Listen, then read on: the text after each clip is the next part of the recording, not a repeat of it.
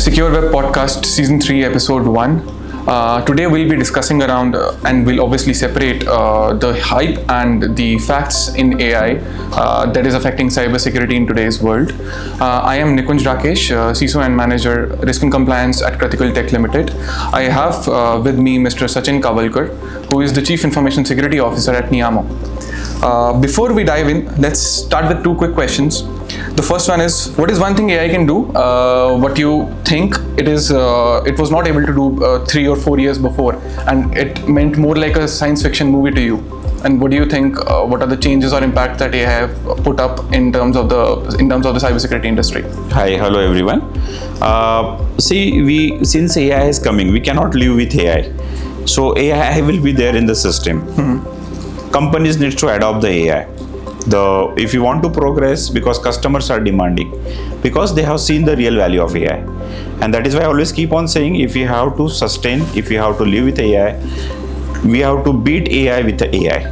That is what a tagline I would say. Now coming back, on the other side, if AI is growing up, the sophisticated risks are coming up. As I mentioned, beat AI with the AI.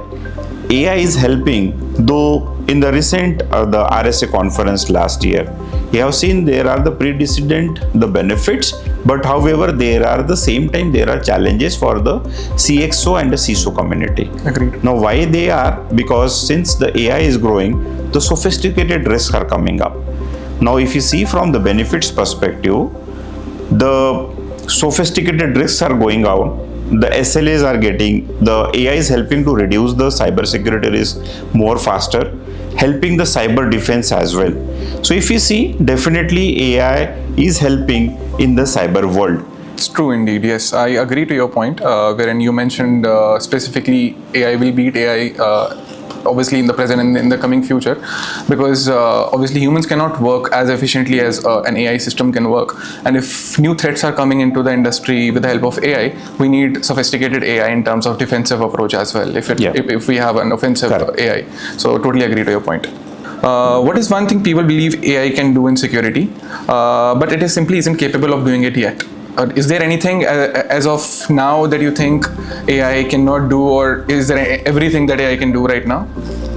Except emotional intelligence, I feel AI can do everything. Because the way the AI is spreading, AI is going to the last mile, reading the data, articulating the data, putting it into the learning modules, using those modules to train the data, using the agentic AI modules, and then helping to identify, detect, respond, and recover. So that is something which definitely will help. I don't think so, because the way the AI is growing, the LLMs are coming, the engines are getting built up, definitely it will help to overcome these challenges.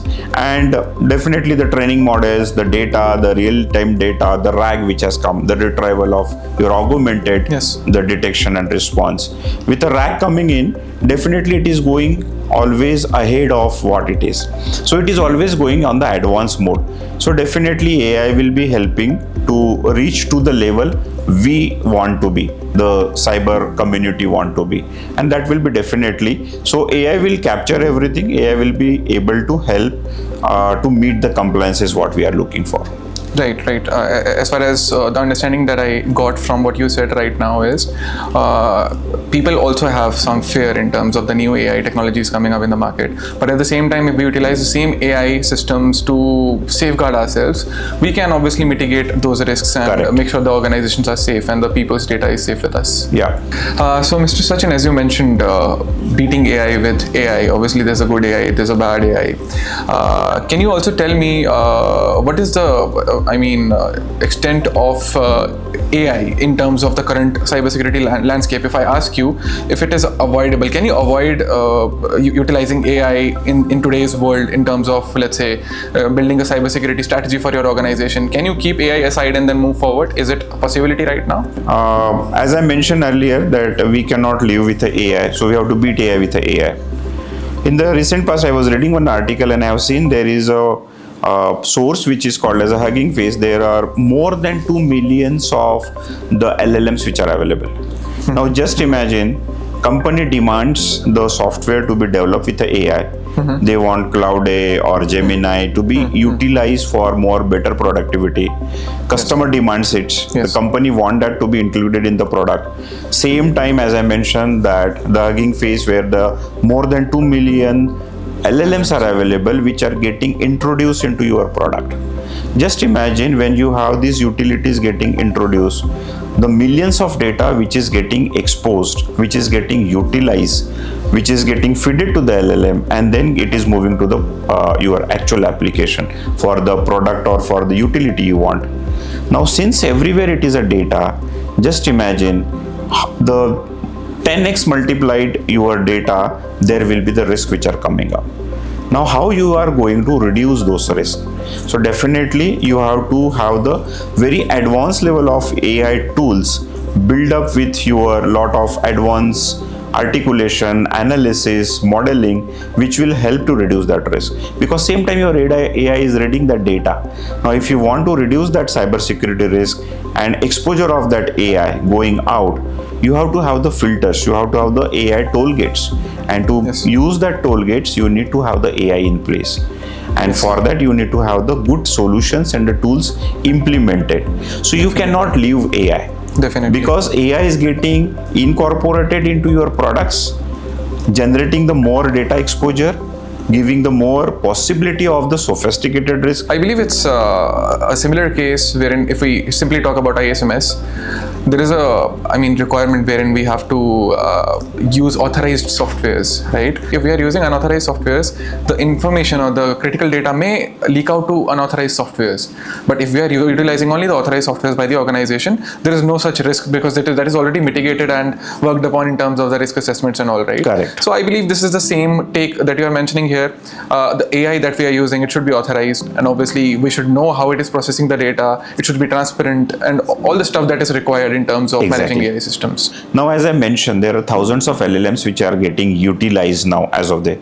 So hallucination, that is something which is important. Correct. The false positives which are coming out of, and then how you are controlling the data which is residing in your environment, not to expose to the outside environment. Yes. And then you are preventing the external threats not to come inside your environment. So that's why you need to have the AI toll gates. So for that, you need to have the supply chain, the risk which needs to be evaluated. You have the software composition analysis, the VAPT, the testing, the rigorous monitoring, the AI governance framework. These all controls needs to be implemented as a baseline. Then only you will get some confidence that your environment is safe. Right, it's a one-stop solution in terms of, obviously, as you mentioned, if we are not utilizing AI, we'll stay behind in the race. Exactly. We have to utilize AI and we have to see if we are utilizing AI in a good sense or not. Yes, you have to have the AI. Because you cannot live without AI. So you have to have the AI. In that case, but only thing is how you are utilizing that AI. What is your view? So technology, the skill set, and the advanced solutions. These three layers, the combination of these three layers has to be in place in your organization. Then only you will be able to at least say that yes, we have the solution, we are safeguarding the data.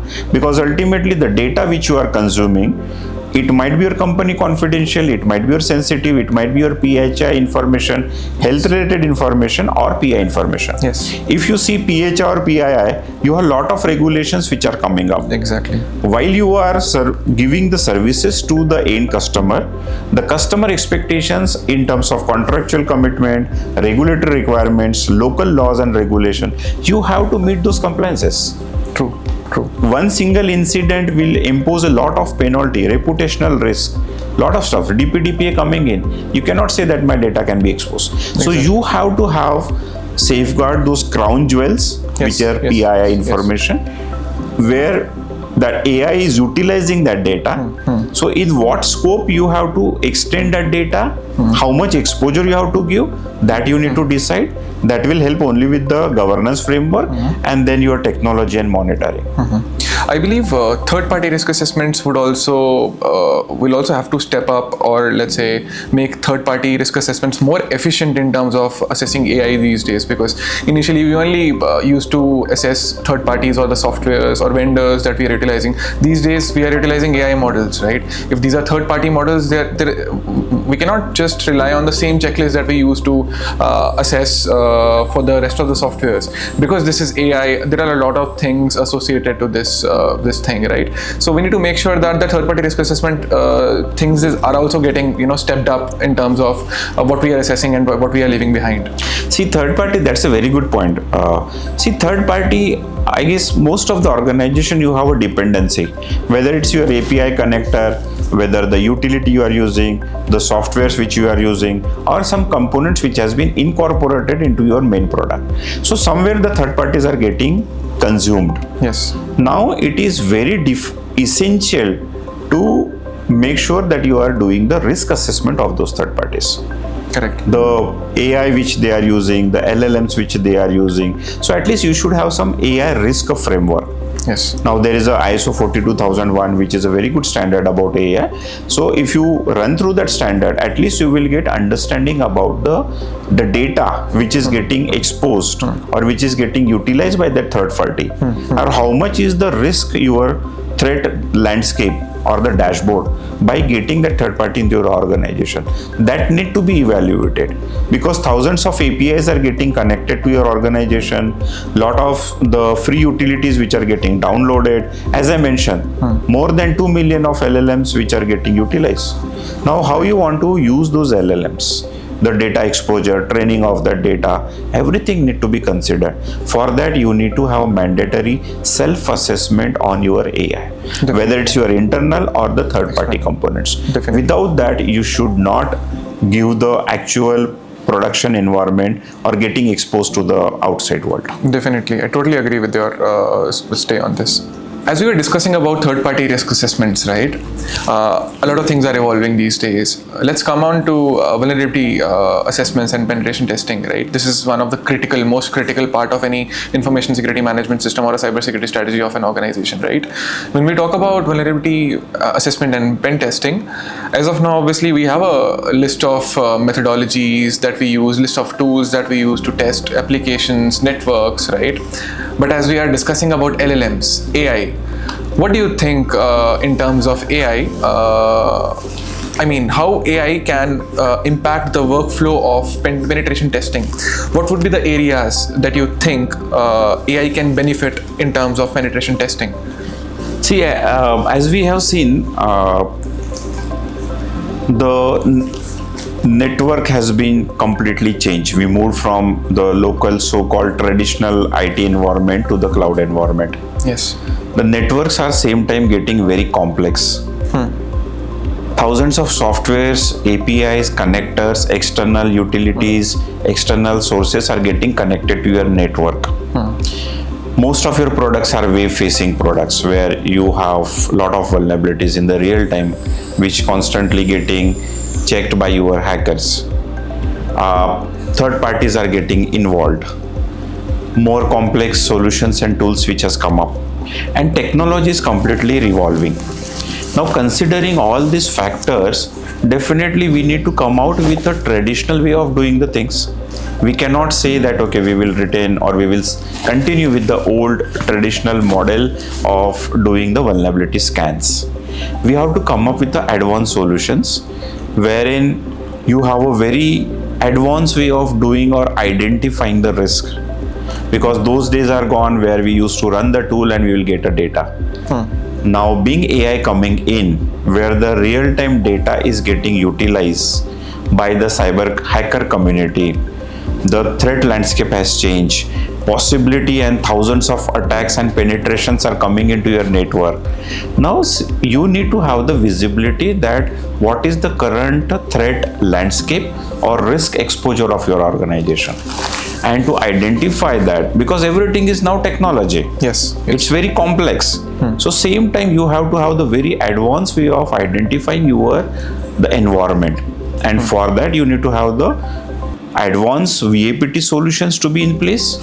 Now when I say advanced VAPT solutions, it has to come up with identifying the AI risk, the open source utilities, the software composition analysis, the free drivers which are getting used, the network layer, in-depth penetration to check and identify that where is the problem. Now most of the organizations, they have implemented the ZTNA. Yes. They are migrated to the hybrid or any cloud network. How your tool is going and penetrating to the last mile, getting and identifying those risks, analyzing those risks, and giving you a meaningful and the real-time dashboards, which you can see on the screen.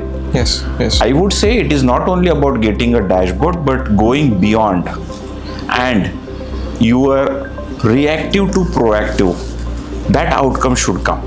So those days are gone where AI or VAPT solutions will remain only to identify and give you the outcome of what are the vulnerabilities.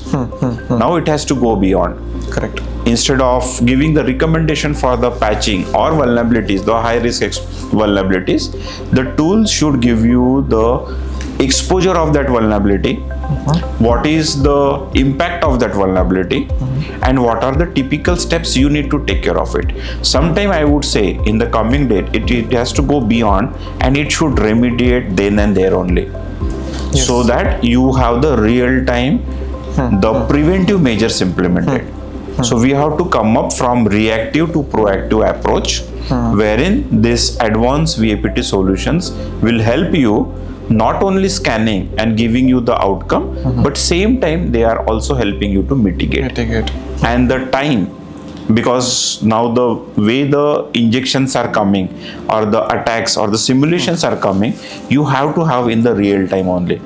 So that time also has to be reduced to mitigate those vulnerabilities, and that SLA or the identification, detection, prevention, respond, recover, that entire cycle need to be reduced. And then only it will be a meaningful VAPT assessment, I would say. Right. So the traditional VAPT has to go, and the advanced way of identification should come into your environment. We know time is very precious, right? I mean, in today's world, when we know AI can do stuff within no time, obviously humans will take time to complete a process, right? But if you talk about AI, it will complete a process within a blink of an eye, right? So for this particular thing, this is also one of the risks, right? Wherein processes, the timeline for processing and let's say, or executing some process, it has reduced to very little, right? And obviously in order to mitigate that, we also need the mitigation to move faster. So as you rightly mentioned, right, we need something that would trigger us what is the vulnerability or what is the issue, and at the same time, or very small time span, it remediates the vulnerability at the same time. So this is where obviously we think things will move forward in terms of the future, how let's say vulnerability assessments or penetration testings are going to evolve in the future. See, now because the way the technology is moving very fast, the things are getting more complex. AI coming in and everyone wants to read the data of your environment. If you want to protect that with the thousands of vulnerabilities coming in, it has to be always in the real time. Because if it is not a real time, then you are identifying the risk, understanding that risk, the false positives, and then you are planning for so it has to be a real-time incident management plan, I would say, because those incidents, issues, gaps, vulnerabilities needs to be fixed in the real-time basis only. Then only you have the threat exposure we will say, which is very minimal for your exposure of your organization. Lesser is a threat exposure, more you are compliant. But if you consume a time for identification and remediation, then probably that will convert into the major risk and incidents for your organization. Correct. There's one more thing that comes up along with this, that is risk prioritization. Risk prioritization is very critical, right? Obviously, we have a list of let's say 10 risks or vulnerabilities in front of us.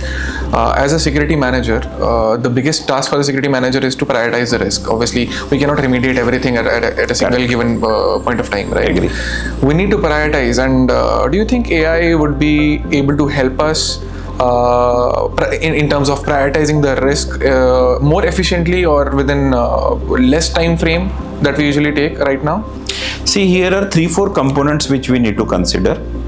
The first thing is, what is the exploitation of that particular risk? What is the exposure of that risk? What is the CVSC score or CVV score of that particular risk? And then ultimately it is linking with your business impact, because every risk is directly linked with your business impact. If it is a major business impact for your organization, it has to be remediated in the real time only. And AI will definitely help you to identify these parameters, that what is the exposure, what is the exploitation of that particular risk, how the criticality of that particular risk, and then it will prioritize that risk. And then as we see that in any InfoSec world, we have to prioritize that risk.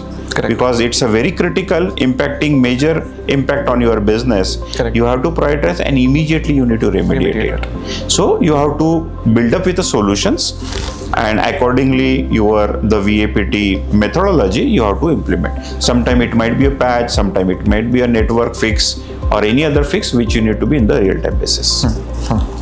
So, as we were discussing about the evolving threat landscape that is impacting industries right now, so AI is a very much big part of this particular change in the industry. So, in terms of the traditional way of conducting VAPT, we are aware of the traditional ways. We know that there are certain certain things that are evolving in terms of specifically to VAPT as well. As per you, what do you think a security leader working in the industry, what are the requirements for a security leader in terms of a solution? If I ask you today, what type of solution would you want to make sure that this particular VAPT process is up to date as per the new threat landscape? What do you think, what are the areas that you would be focusing or you would be requiring in a solution? That's a great question.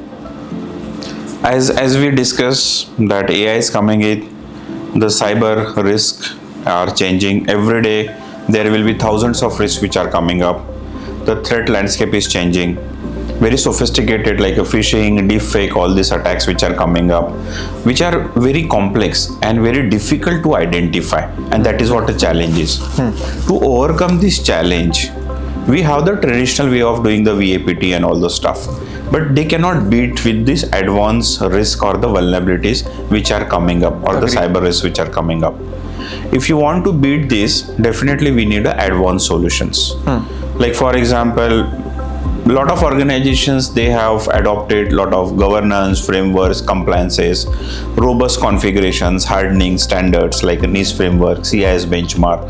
They have done everything. On the top of it, they have implemented the zero trust network as well for the access control, and across the layers they have implemented tools and technology.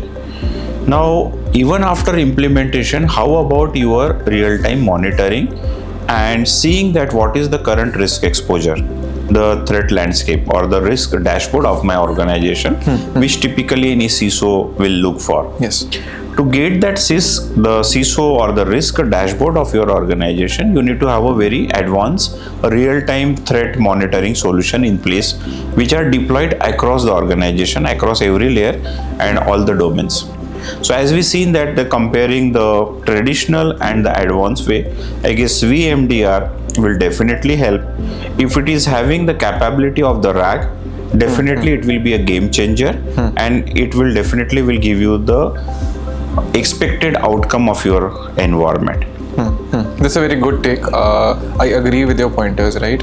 I mean, this is where we'll have to change certain things, and obviously we'll in this case we can make sure that we are in line with the emerging threats and the landscape that is changing day by day. Yes. So as we were discussing about VMDRs, as per you, what should be the typical use case for a VMDR? See, as I mentioned, VMDR, it should be having the mandatory capability of RAG, which is your retrieval augmented generation. And as we discussed, we have seen, because unless until you are not exposed or you are not connecting to the real-time threats, as I mentioned, thousands of millions of threats which are getting generated every second. Now if the tool is not connected with those real-time threats, how you will get a visibility? Because if you go with a traditional or a stagnant database and just doing the scan, it will not help. You have to see that what is the new risk which are come up in the real-time mode. Yes. And your VMDR should have the capability of understanding the new threat which has been recently launched and then correlating that threat with your environment to identify the risk score, CVV score of your organization. And then that will give you the complete exposure that where you are. Also additional, the capabilities VMDR should have is how compatible it is, what is the timing it is taking, how comprehensive it is, what depth it is going on, what is the real-time exposure it is giving you, compatibility of the VMDR solution to talk with the different solution in your environment, because it has to grow to the every corner to identify the risk. I agree. And it should be compatible. It should gel with all other solutions, technology, tools which has been already deployed in your environment. And then basis upon that, it should give you the meaningful outcome. Yes. And then it should, as I mentioned that, for example, if it is not compatible with the Jira, for example, it won't be helpful, because if that's the component is having some vulnerability, your VMDR won't be able to identify that.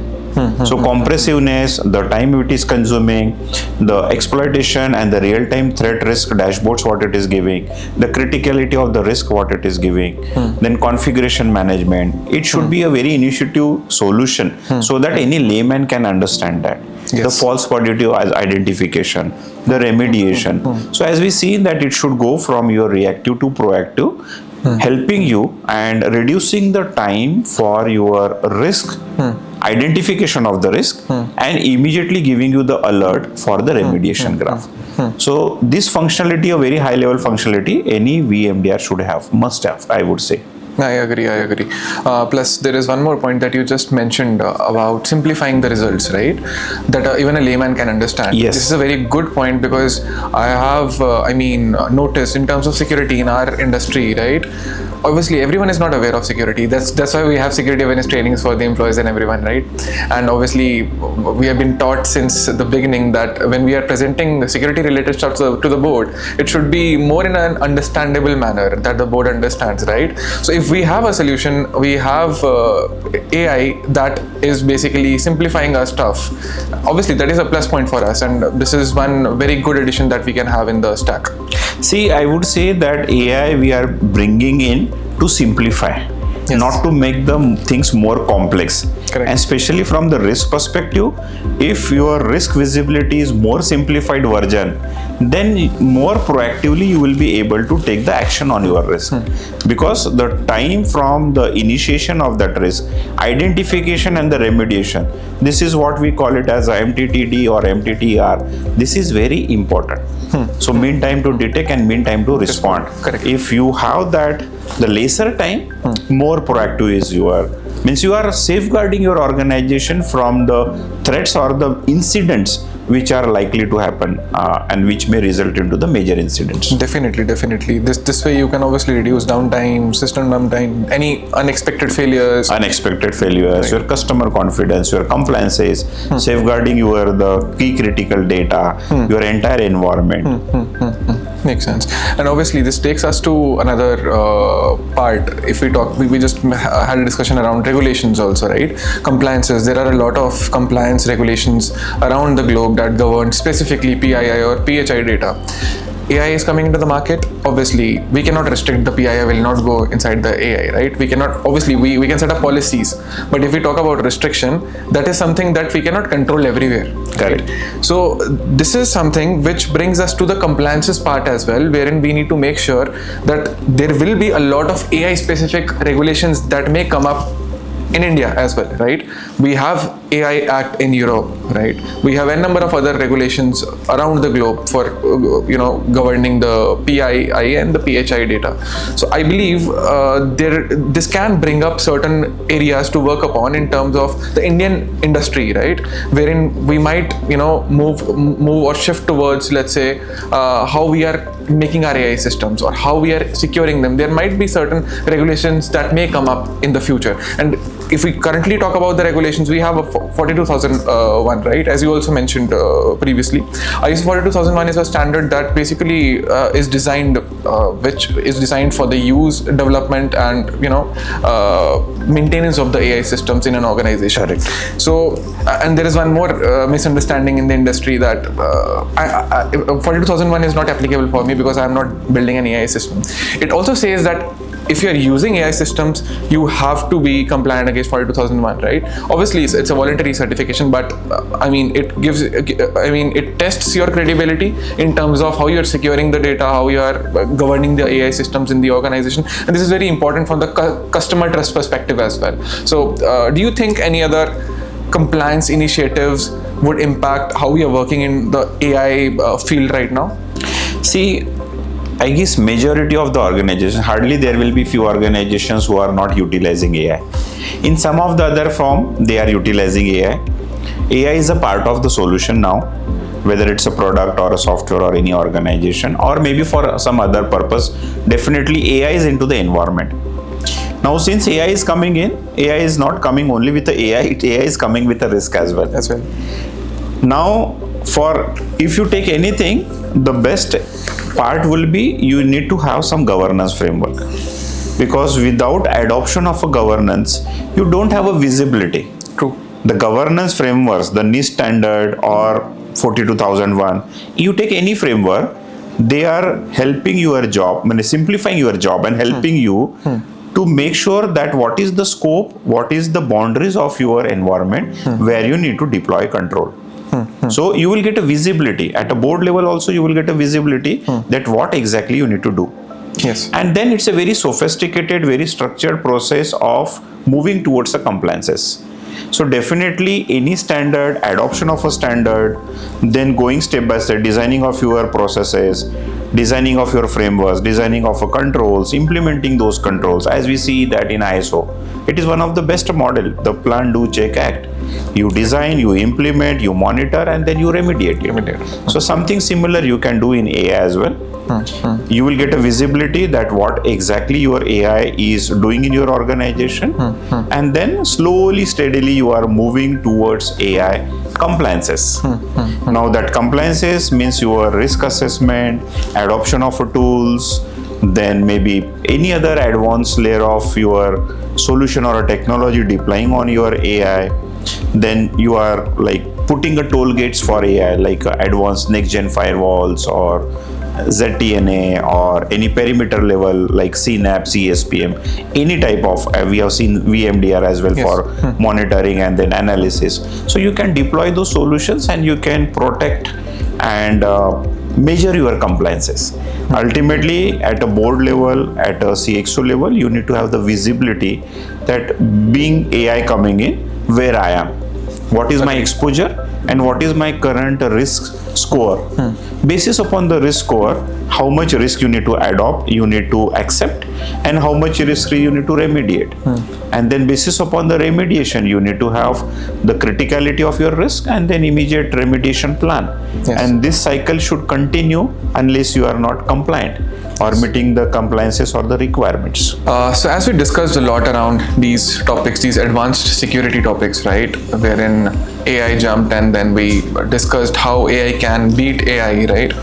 I just request you if you could share certain takeaways for the audience that have joined us for this podcast. So we have discussed upon various technologies, solutions, how AI is beating AI, or what should be the capabilities of AI with the cyber risk which are coming up, the sophisticated risk which are coming up. Environments are getting more complex. Identification of those risks which are not simple as the way it was. So now I would rather say that cybersecurity is not only about identification of the vulnerabilities. It has to go beyond. And with AI coming in, it is not only about the identification of the risk or the vulnerabilities. It has to be more basis upon the classification of those vulnerabilities, basis upon your risk prioritization, the criticality of the risk, the exploitation of that risk, the exposure of that risk. That has to come up with the AI coming in. and then it should go beyond the risk dashboard and helping you to understand that it should not be only limited to your patch management or limited or recommendation given for your patch management or remediation of vulnerability. It should help you from the reactive to proactive approach. So if you are proactive, definitely well in time on the real-time basis, you are closing those vulnerabilities, remediating those vulnerabilities, and that will be a meaningful closure of the risk which is constantly hitting into your environment.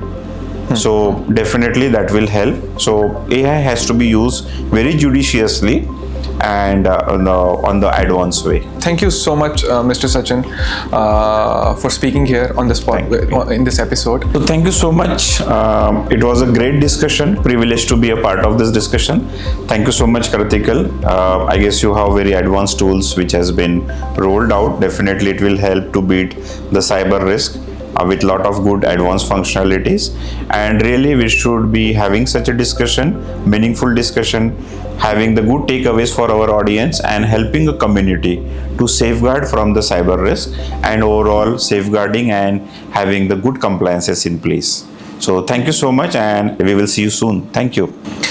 Thank you so much, everyone, for joining us here in this episode of the podcast. If anyone in the audience has any queries or any specific requirements around any advanced security related topics, you may put your requirements in the comment and the team would get back to you on that.